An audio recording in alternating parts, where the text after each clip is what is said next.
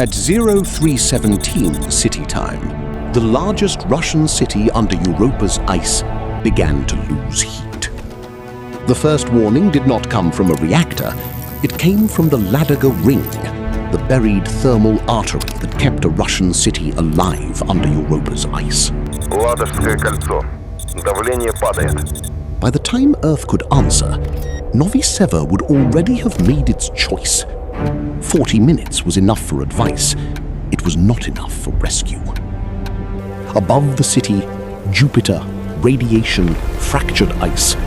Below it, schools, kitchens, hospitals, repair institutes, warm transit tunnels, and families moving through a place where a city had no right to exist. By then, comfort was already gone. The heat maps had stopped measuring convenience. They were measuring priorities. Hospitals, schools, air systems, food chambers, transit tunnels. Novy Sever was not deciding how to stay comfortable. It was deciding what a city must keep warm first. By every normal rule of settlement planning, Europa should not have survived the first planning meeting. Its surface is ice and chemical scars. Sunlight is weak here. The atmosphere is not air in any human sense. Beneath the crust, Europa is believed to hide a vast ocean. But between that mystery and any living hand lie kilometers of hard, irradiated ice. The surface could hold machines. It could not hold a city. So the first Russian rule of Europa was simple. Do not live where Jupiter can see you. The second problem was distance.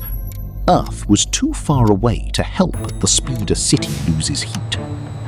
In a heat failure, authority became very simple. Whoever could reach the valve, read the pressure, and keep their hands steady. So the Russians went under. They did not choose Europa because it was romantic. They chose it because Europa rewarded the things they already trusted. Repair, redundancy, heat discipline, and the assumption that every clean system will eventually lie.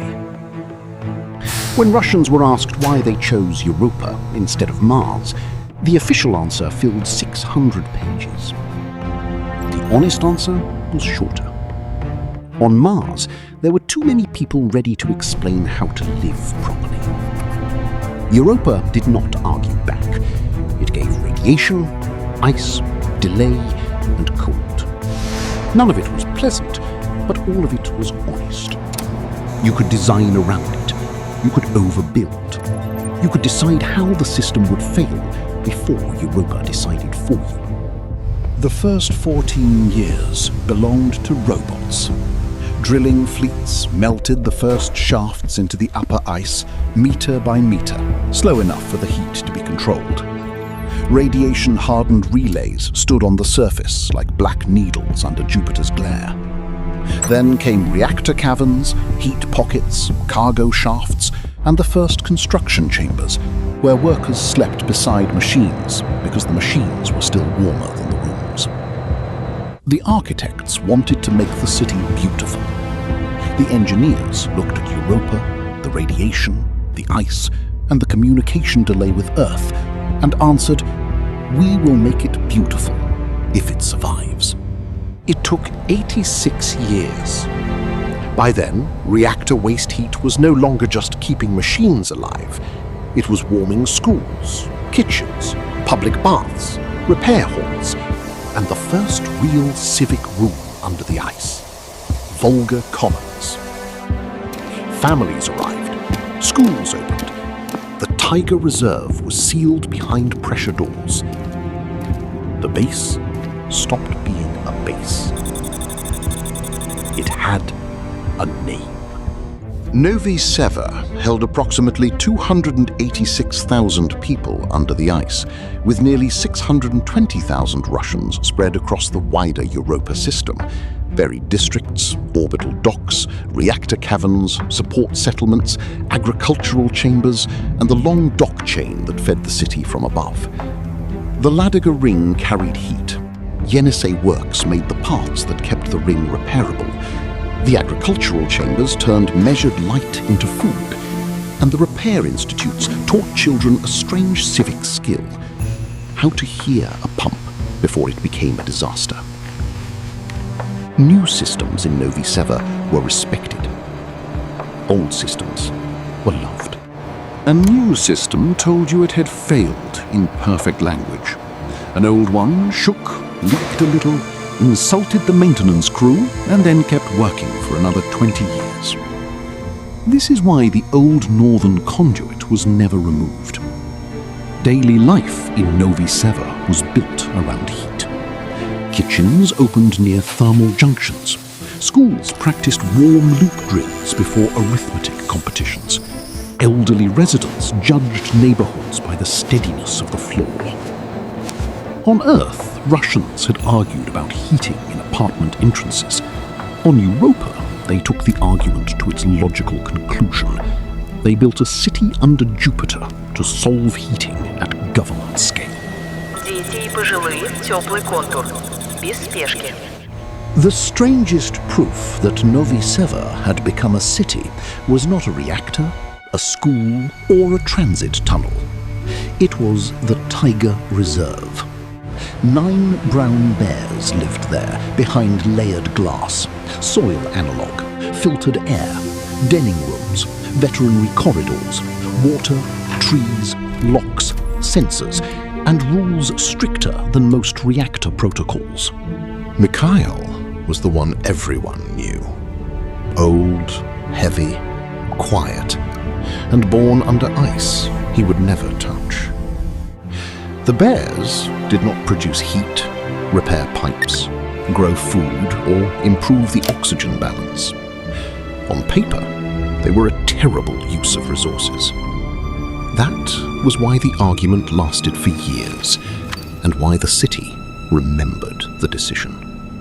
The reserve consumed heat, water, food, labor, medicine, space, and political patience. Novy Sever protected the reserve anyway, because the city had already proved it could keep people alive. The harder question was whether it could afford to keep anything alive that had no practical job. When Ladoga ring telemetry began to break apart, the priority boards changed from civic planning to survival order. Hospitals, air handling, water recovery, children's quarters, food chambers. After that, every comfortable thing in Novy Sever became negotiable. The northern heat line was losing pressure. Surface relays were dark. Any answer from Earth was still minutes away, and Novy Sever had already run out of minutes. Yenisei works dimmed first. The agricultural chambers reduced growth cycles. Volga Commons lost comfort heat and kept only survival margin. Several districts went colder and darker, but stayed orderly. The Tiger Reserve sealed itself into reserve protocol. Thermal floors stable, air loop isolated, veterinary staff behind glass. The bears were not shown to the public. The numbers were enough. Then the old northern conduit returned to the routing plan. It was ugly, inefficient, half-manual, and embarrassing to every automation committee ever created. It was also reachable by people with tools. No single technician saved Novy Sever. Thousands moved through a heat law they had practiced for years. Repair institutes sent teams, families shifted rooms, operators rerouted flow through old iron, worn seals, and valves built with enough metal, clearance, and stubbornness to be opened by human hands. At 0409, Ladoga ring stabilized at reduced capacity. The kind of phrase that sounds harmless until you list what it cost. It meant the city would be colder for months. The cargo window would be missed. The Yenisei works would lose production. Volga Commons would wear coats indoors. The northern heat line would need a repair season no one wanted. But the schools were warm enough, the hospitals held, the agricultural chambers slowed, not failed. In the Tiger Reserve, Mikhail's module stayed within range. Not as a mascot, not as proof of strength, but as proof that the deepest heat reserves were still holding. From orbit, Novy Sever did not look like victory.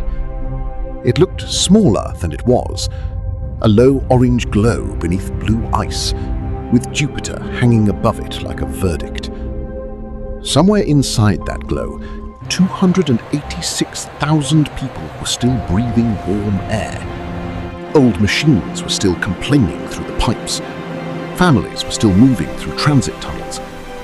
Behind layered glass, the Tiger Reserve kept its slow, impossible warmth.